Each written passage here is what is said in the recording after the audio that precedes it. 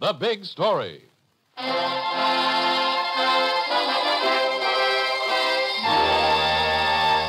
You the night clerk?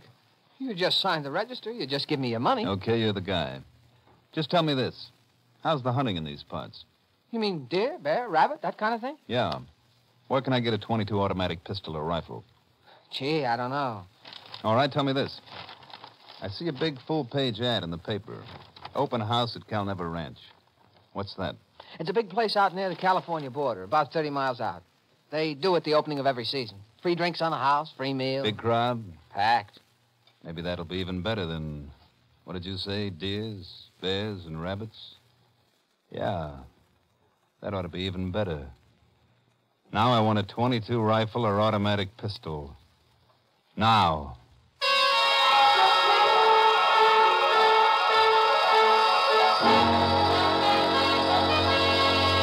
Reno, Nevada. The story of a reporter who showed that gambling and divorce can also mean murder.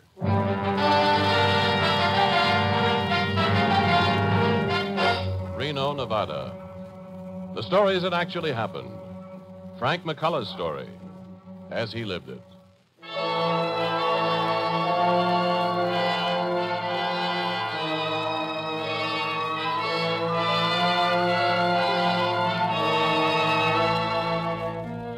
The body was found slumped over the wheel of a Cadillac, a bullet having entered through the left temple and lodged in the brain. The necktie was drawn up tight against the throat. He was identified by a local resident of the Lake Tahoe region, just inside the Nevada border, near California. Why, sure, Sheriff. Everybody knows him. Name's Wenzel. Owns a lot of property in these parts. Some say he's rich as Croesus. Some say he didn't have a dime.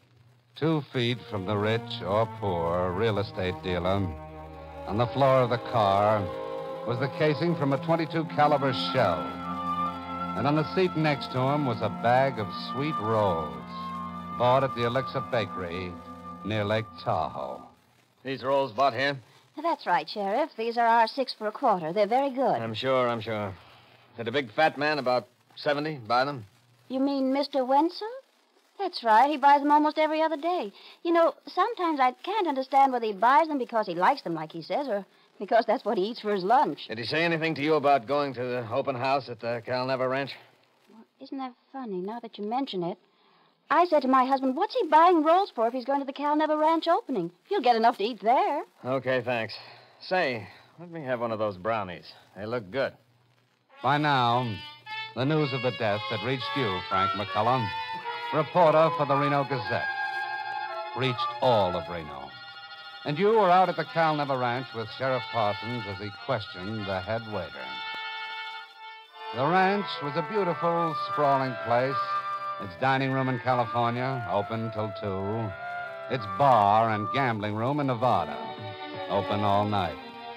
Very pleasant and comfortable and very convenient. And the head waiter went with the place. Well, you see, Sheriff, our open house is perhaps the most popular event of the season. We get, 2,500, 3,000 people in that day. And Wenzel was in? Oh, yes. Like I said, it was crowded. And Mr. Wenzel was waiting on the line for a table, and I didn't have a table. I couldn't give him a table alone, so I asked him if he would mind doubling up. He said sure, and he sat down at the table with this other fellow. What was the other fellow like? Just a fellow, young. I really didn't notice. What did they talk about? At the table. Well, I wouldn't eavesdrop. Okay. Show me the waitress. Well, he was very fussy. I brought him the curry chicken, and he said, you call this curry chicken? And he sent it back. And then he said the mashed potatoes had lumps in them, the coffee was cold. This was Wenzel? Oh, no, so the other fella, the young fella. The good-looking one. You couldn't do nothing to please him. Even about the ice cream, he had to say something. What did they talk about? Well, as near as I could get, I was very busy. The young one was interested in buying property in the area, and the fat one was... Wenzel? I guess that's his name. Well, he kept saying that there wasn't any better land in the Lake Tahoe region, like a sales talk. And the young one kept saying, well, he didn't know if he wanted to stay in this part of the country, and the fat one kept saying how he couldn't do better. He kept saying these were the choicest lot in the whole area, but I was busy. I didn't really hear what they said. They leave together? Well, they must have. Because there they were, and when I looked the next time, there was a lady and a gentleman sitting there. I was surprised, because the young one left $1. He didn't act like a tipper to me. The fat one didn't leave nothing. The last link between the two men, the fat, dead one, and the thin, young one, came from an associate of Wenzel's, a young man who worked with him in the real estate office.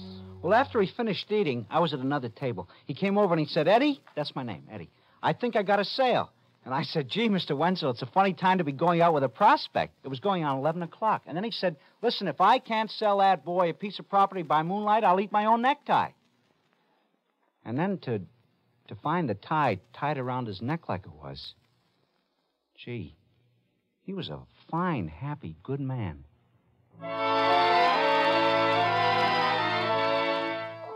And it stops there.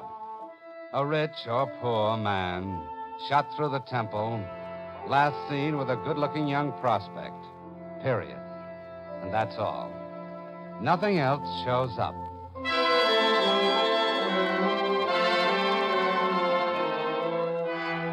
But you, Frank McCulloch, are a crime reporter. And for you, the case is not closed because of a theory you have. That is this. Somewhere, sometime, someone always talks about every major crime committed. That's been your experience. 12 years of it. And so, you start on your beer and listening system in the dives along Commercial Avenue, where somewhere, sometime, someone must talk. Have a beer, Tommy? Whiskey. You've got it? Tommy, this one happened 30 miles out. 31. From here to the Calnever Ranch, 31 miles. I measured it once by car. How'd you know what I was talking about? You asked questions about a lot of places. What do you know about Wenzel? I'm interested in finding out about... Maybe you shouldn't. Shouldn't what? You said you was interested. Maybe you shouldn't be. What does that mean? Just what I said. Look, do yourself a fat favor. Save yourself trouble.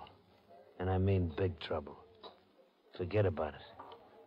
Now, come on, where's the whiskey? Tommy knows. No crime within 100 miles he doesn't know about. But there's no more.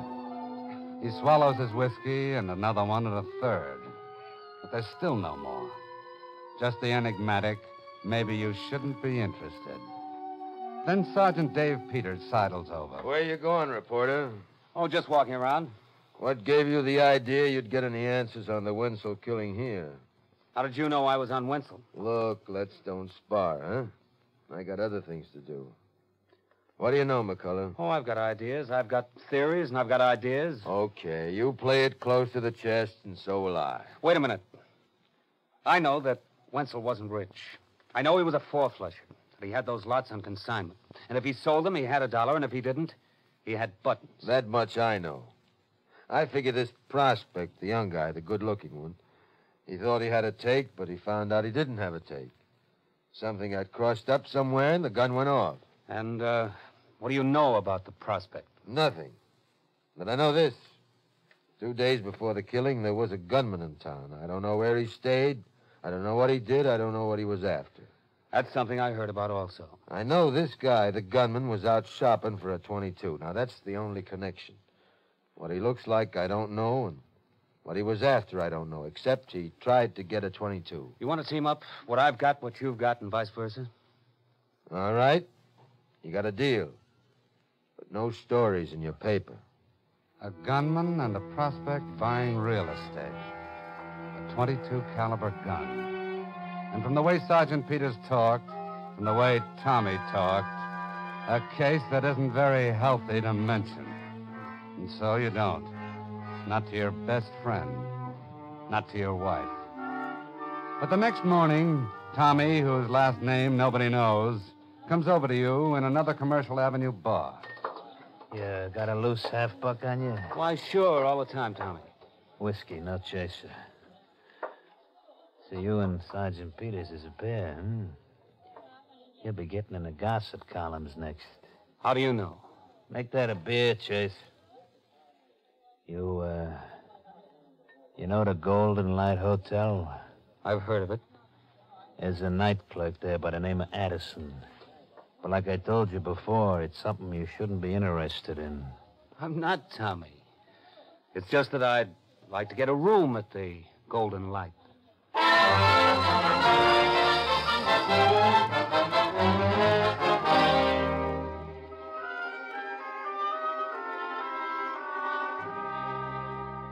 Where would I get a 22? I don't know nothing about a 22. You think if a fella comes in here and says, get me a 22, I'll go out and get him a 22? Look, Addison, I heard you weren't very particular. Okay, I ain't denying it. This ain't the best hotel in town. You can get things here, sure, but guns? No, sir, that's out of my line. That's way out. Look, let's stop kidding around. You know just what I'm talking about. I'm talking about Wenzel. Look, you know what's the worst thing in the world to know? It's to know something about something you don't want to know. About a fella killing another fella. That's the most dangerous thing in the world to know. You ought to be glad I'm not talking to you. I've been walking around with this thing for 3 days now, and I'm going crazy with it. I don't want to know it. I don't want to talk about it. Let me alone. What did he look like? What did the gunman look like? I'm telling you, 3 days I'm going crazy with it. I'm not going to say another word. Don't you think I want to live, too? The information alone could frighten someone, but paralyze a man as the clerk is paralyzed. Only one thing could do that: the presence of the killer in town. And then, in a hotel bar... He says, you McCulloch? Go ahead. He says, stop talking to Peters, the cop. He says, stay away from Tommy, the stoolie. Who says? He says, leave Addison alone. Stay out of the Golden Light. Look, stop getting mysterious. He says, forget about it. Because he says he's watching you every single step of the way. And he says maybe you're a smart enough reporter to want to go home to your wife and the 2 kids you got. One's 6 and one's 2, ain't they? That's what he said.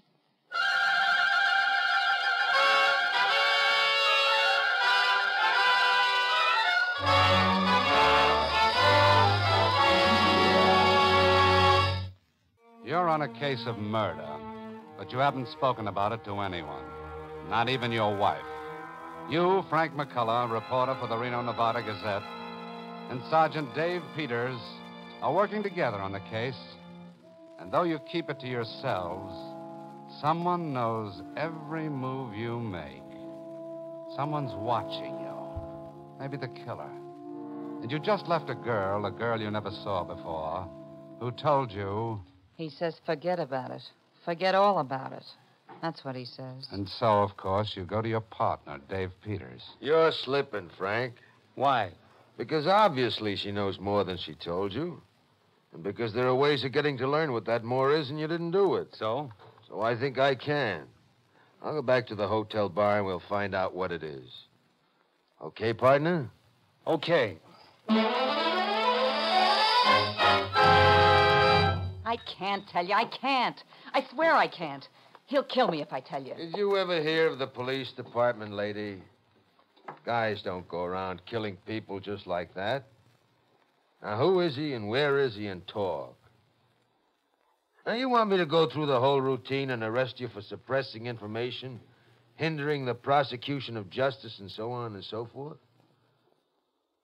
Now, where is he? He's up in room 204, asleep. Ludigan is his name. But please, maybe I'm stupid, but don't say it was me, huh?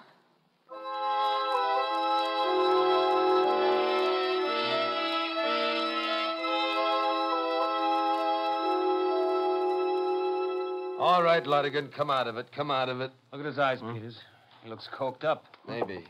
Come on, Ludigan. Come on. Let's sit up. Well, what are you doing? Take your hands off me. Leave me alone, huh? All right, Ludigan. Where'd you get the gun? What did you call me? Ludigan? Is that who I am? Oh, no, it don't sound right. It don't sound right. What are you doing? Putting on an act here? Come on, stand up. Stand up straight. Come on, stand I up. was walking around. Well, all of a sudden I said, you know, I don't know who I am. All of a sudden, like that. And then I heard a violin playing some music somewhere. A violin. And it started to tingle all down my arms and in my legs. began to tingle, and I said, it must be I got something to do with a violin. That's who I am. Something to do with a violin. What are you giving So I us? went to the store, this music store, and I says, give me a violin and a bow. And I put it up my shoulder under my neck, and I started to play. And I says, please, God, let me know how to play the violin. Maybe then I'll find out who I am. But I couldn't play. Came out sour. I couldn't play a thing, not a note. Only made scratching sounds. I never found out until you just now said Ludigan. And I don't think that's right. I don't think that's who I am. You registered in the hotel. You signed the register. The only time I felt anything that was right was when I heard that music. And now that don't mean nothing even. Nothing. Nothing at all. What do you think, Peters? All right, Ludigan, sit down. Go back to sleep. Don't go anywhere. Come on, Frank. I think he's on the level. Me too. But if he is on the level, then... Then our girlfriend is giving us a beautiful line. Why, sure, that's what it is. She threw us Ludigan, figuring that we'd take him in. A dopey amnesia can't prove where he was, where he wasn't. Figured we'd be satisfied with him. That means That's right. And I'll tell you another little surprise. I talked to your friend Tommy just to make sure. You know who she is? Who? She's the wife of the night clerk at the Golden Light. Well. Only we're not going there right now. We're going to wait until it's nice and dark and late and he's sleeping. Then we'll pay him that call. The night clerk. He's off duty tonight.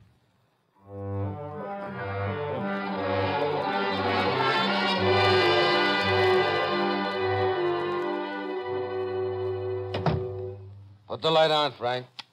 Hey, what are you doing? What's the idea? Hey. Oh. Yeah. Oh. That was a nice idea, Addison. Throw us a fall guy, throw us a guy who don't know who he is, and maybe we'll pick him up, and maybe that'll end the case. Look, I tell you gotta believe me. We'll believe you when you start talking about the tall, thin, handsome guy. The guy with 22. There's nobody around. We've checked. There's nobody around but two of my men.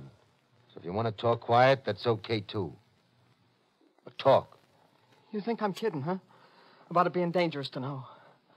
I'm telling you, never in my life, I never meet a guy like him, and I met a lot. Ice cold. Everything he said, everything he did. Planned, careful, icy. You look in his eyes, you have to turn your face away. All right, fine. Now let's get down to the facts. The first thing he done was, you know about the ad in your paper that Cal Never Ranch takes for the open house? Go on. No more stalling. I'm not, I swear, I'm telling you. Well, he asked me about it. He turned to the page and showed me the ad and says that was 2 days before the killing. I think the hunting there might be better than deers, bears, and rabbits. Now get me a 22. I never got nobody a gun before, never. But you know just to look at this guy that if you didn't do what he said... Never mind. Go on. So I got it for him, through a guy I know, and then I didn't see him for 24 hours, and then he came back. He came back going on 1 in the morning. I was all alone. How much money you got, Addison? Gee, I ain't got any money. What do you mean? I'll tell you a funny story about that gun you got me. I went out to the place, the ranch, and I met this big, fat dope Wenzel. He tells me how rich he is, all the land he owns. 5 acres there, 20 acres there. So I says, this is what I'm waiting for. He's got a fat Cadillac. He takes me out there in the moonlight to see the prize lots, and I says, all right, Pop, what do you got in your pocket? And the dumb, fat slob, he started to scream. So what can I do? He had $8 in his pocket and a bag of sweet rolls. Ain't that a laugh? You shot him? How much money you got? I got a 1949 Mercury downstairs. I'll leave it with you for security, because there'll probably be roadblocks anyhow. Now, how much money you got? The car is yours. And that's the truth, Sergeant. I got it for $200, and he gave me the car. I never drove it. I never touched it. Where is it? It's out in the back in the garage. License plates? There ain't none. He made me bury him. He said, don't look at the numbers. If you ever seen a man's face cold, icy... All right. Let's go where you buried the plates.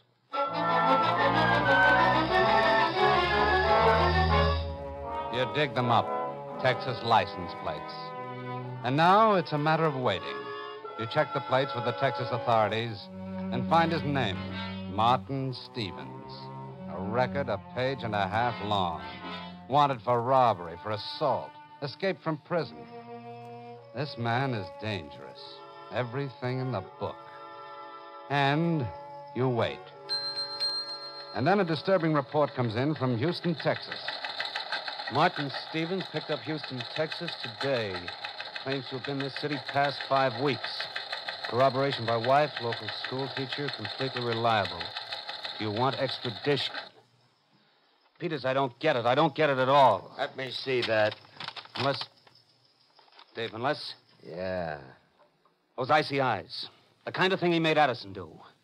Shouldn't be hard for a guy like that to have his own wife lie the same way. I'm putting in for extradition right now. He comes. Martin Stevens. Well-dressed, thin, tall, good-looking. A tolerant smile playing on his face.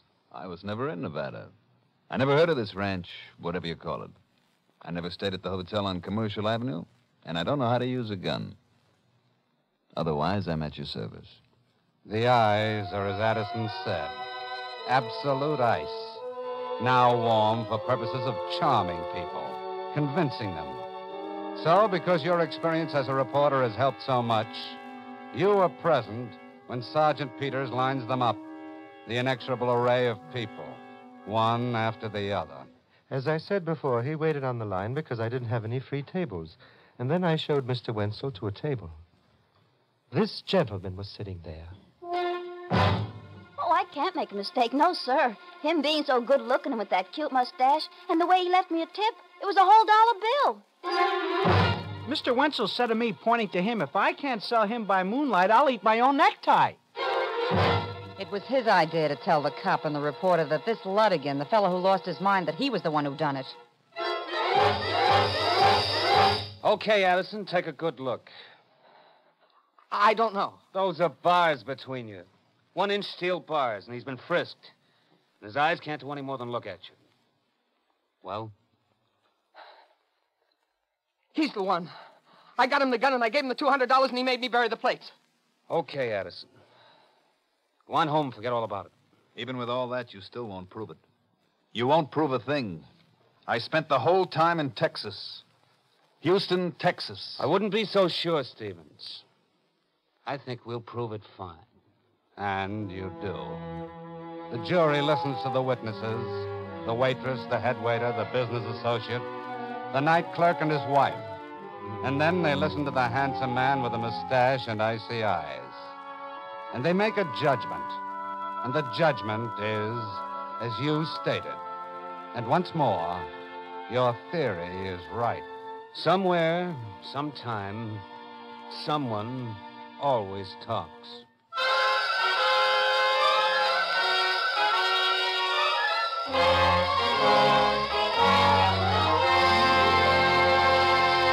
Now we read you that telegram from Frank McCulloch of the Reno, Nevada Gazette. On trial for first-degree murder, killer in tonight's big story accused the night clerk of being the murderer. But the state clinched their case by producing the murder gun which Killer had pawned in Los Angeles. Killer was sentenced to life imprisonment.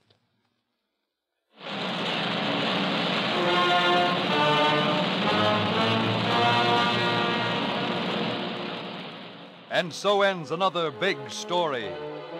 In order to protect the names of people actually involved in tonight's authentic big story, the names of all characters in the dramatization were changed, with the exception of the newspaper reporter. This is the United States Armed Forces Radio Service, the voice of information and education.